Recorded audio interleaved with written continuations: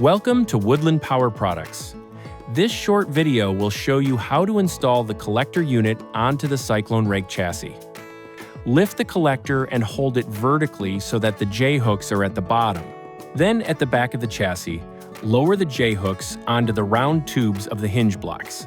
Now, with the collector unit in the upright position, locate the dump link bar on the chassis and remove the bridge pin to release it. Lift the dump link bar up to the large dump stud on the underside of the collector frame and push the bridge pin through the hole in the dump stud to secure the dump link. Fasten the loose hook and loop straps to secure the collector bag to the support grid.